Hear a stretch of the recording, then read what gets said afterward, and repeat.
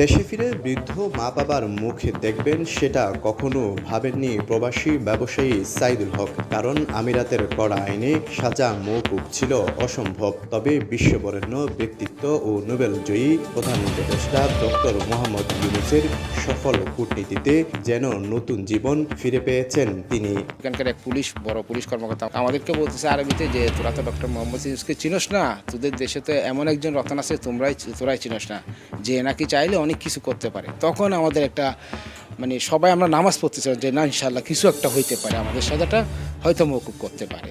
ছেলে কারাগারে থাকার কথা বলতেই দু চোখে গড়িয়ে পড়ছে জল। ছেলেকে ফিরে পেয়ে যেন খুশির শেষ নেই স্বজনদের।